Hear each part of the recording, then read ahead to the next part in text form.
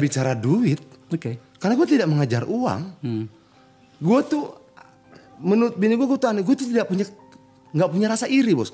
Lu pakai berlian sampai kepala lu juga nggak peduli. Ya. Teman-teman pakai mobil semahal apapun gue nggak peduli. Dan lu pakai mobil apa sekarang?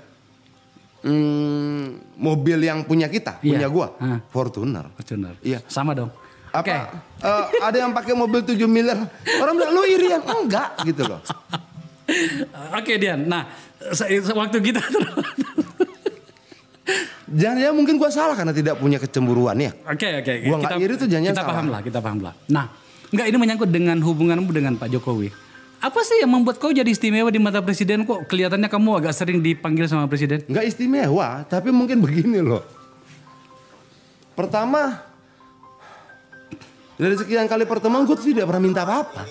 Itu satu hal. Iya. Tetapi pertanyaan saya itu, di mata presiden, seorang Adian yang bukan pengurus partai, cuman anggota DPR, kan kalau Ibu Mega itu kan sangat Pak Presiden itu kan institusional banget, berurusan dengan PDIP, Mas Hasto dong, ya minimal lah, apapun bukan minimal, atau Mbak Puan lah gitu kan, sebelum ke Hasto kan seperti itu. Mungkin dia mau mendengar sesuatu yang berbeda ya.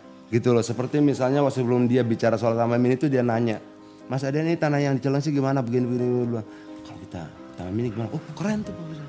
Dan gue kalau ngomong ya begini. Iya tapi kenapa lo? Kenapa bukan yang lain? Mungkin dia butuh orang yang nggak tahu ya. Lu percaya kalau gue bicara dengan presiden sama seperti cara gue bicara sekarang. Percaya. Itu loh. Nggak begini, nggak apa. Ya mungkin dia nyaman begitu. Dia bisa tiba-tiba panggil ke Istana Bogor bicara gue untuk ganti jaket kulit segala macam. Lu nggak bisa, nggak bisa. Iya paham saya. Tapi kenapa lo? Nggak tahu. Kan kira-kira. Ya tanya Jokowi. Boleh dong. Bukan. Boleh dong tiba-tiba misalnya orang partai mengatakan apaan sih Adian? Nggak boleh gitu dong. Offside itu. Nggak ada yang ngomong gitu. Nggak ada yang ngomong gitu. Nggak ada yang Dian ya. Mereka merasa bahwa ya secara institusi dengan partai pasti ada sesuatu yang tidak bisa dipisahkan. Bagaimanapun juga Jokowi itu kader partai. Oke. Tapi boleh nggak kemudian dia bicara hal-hal tertentu dan gue karena merasa lebih nyaman. Misalnya gue bicara waktu itu dulu pertama, Pak Presiden kita ini harus berdamai loh dengan rakyat. Masa begini terus? Bermusuhan terus dengan rakyat? Maksudnya gimana Mas Adian? Dalam konteks apa? Konflik tanah. Dulu gue bicara soal Kedung Ombo gitu loh. Kemudian gue bicara soal Papua. Gue bilang lepasin aja sih. Ke Papua itu Pak Presiden, kita jangan bawa senjata, bawa cinta. Dan itu ketawa, gitu. Kita bawa cinta ke sana gitu loh. Nah begitu juga pendekatan dengan rakyat itu saya setuju nih Pak Presiden dulu mendatangi pedagang kaki lima sampai 40 kali. Baru yang ke-40 lah mereka mau pindah. Ya di Solo. Ya. Nah saya mau pendekatan seperti itu. Kemudian saya bicara soal tanah, banyak lah. Dan saya nggak pernah bicara proyek dan nggak pernah bicara orang per orang. Itu loh. Pak Presiden, nanti kita mau bikin acara musik, datang ya. Tanggal berapa Mas Adian? Tanggal sekian. Saya lihat jadwal dulu. Nggak usah lihat jadwal. Orang jadwal itu tergantung Bapak. Bapak bilang iya juga jadwalnya berubah. Dia ketawa tuh. Gitu. Oh iya benar gitu. Ya begitu aja. Oke. Sekarang ini ada isu yang tidak menyenangkan demokrasi seperti yang you yakini dan perjuangkan sejak dari awal pergerakan. Apa tuh? Menyangkut dengan kedisiplinan kita melaksanakan kesepakatan besar berbangsa bernama konstitusi. Ada yang menduga, entah siapa, bahwa Pak Jokowi tidak terlalu, meskipun dia sudah katakan aku nggak mau, gitulah kira-kira gitu ya. Tetapi ada yang mengatakan bahwa tampaknya orang-orang sekitar presiden ini itu hanya melaksanakan gerak tubuh presiden saja. Apa yang saya maksud menyangkut dengan penundaan pemilu atau pembatasan penambahan masa jabatan atau bahkan 3 periode. Apa sikapmu menyangkut itu? Sebelum ketemu presiden itu gue keliling dulu nih. Gue tanya keluarganya, Jokowi serius gak sih? Enggak. Buktinya apa dia nggak serius? Dia udah beli tanah. Saya nih bang. Ini tanah yang sudah kita tunjukin buat rumah dia selesai itu segala macam. Di mana itu? Solo. Di apa itu namanya? Colomadu itu ya? Waktu itu belum diputuskan. Oke. Ada 2 atau 3 tempat ini segala macam. Nggak mau Jakarta nggak mau. Jadi karena dia udah nyari tanah, kita yakin bang, dia tidak mau. Oke. Gue periksa satu persatu.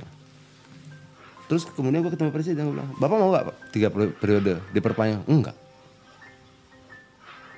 Dia bilang begitu. Tapi orang-orang di sekitarnya dan itu pembantu utama loh. Kan begini ya, siapa sih yang kalau kemudian disanjung gak senang?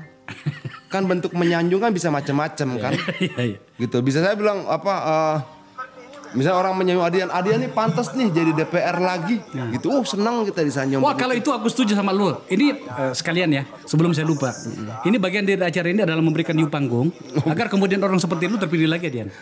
Nah mungkin gak kemudian Jokowi juga senang dibilang gitu. Ya mungkin aja, emang kenapa? Gitu ya. Biasa aja itu manusiawi. Lu senang gak dipuji orang senang? Senang gak disanjung orang senang? Atau barangkali dibalik pendekatannya.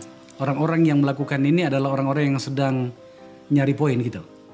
Nah gini, bagi presiden dia senang dia omongin begitu misalnya.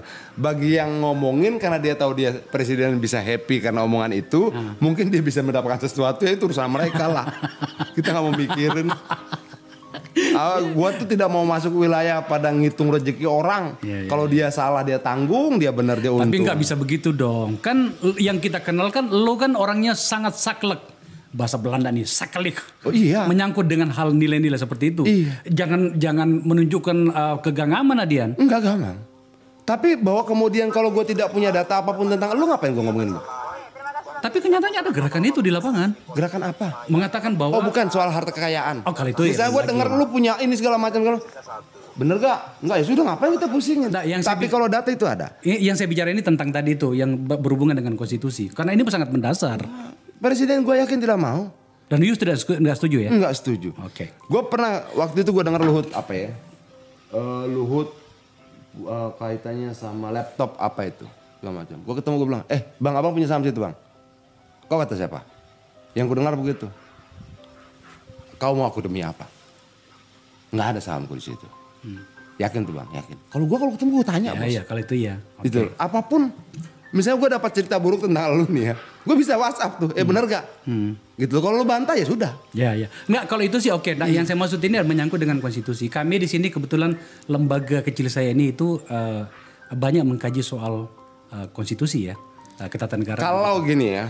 Kalau misalnya Jokowi mau, dia akan lebih baik bekerja untuk menggalang itu di bawah dibandingkan menggunakan menteri-menterinya buat ngomong.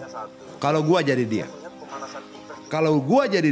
gua tidak akan ngomong tiba-tiba muncul gerakan dari bawah. Tapi kan itu juga ada tuh. Mana? Projo, apalagi segala macam itu. Menterinya dulu ngomong. Baru untuk memperkuat seolah-olah ini benar, dibuatlah ecek-ecek begini. Kebalik dong.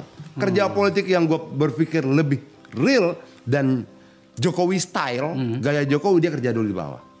Seperti waktu dia mau mencalonkan diri jadi gubernur dan sebagainya, dia tidak keluar-keluar dulu. Dia kerja di bawah, surveinya naik, dia datang dan angka. Dia mau jadi presiden, dia kerja di bawah, surveinya naik, dia datang dan angka. Kalau sekarang kan tidak. Menurut gua ide 3 periode ini bukan style Jokowi. Bukan ya? Bukan. Artinya you nggak percaya? Nggak.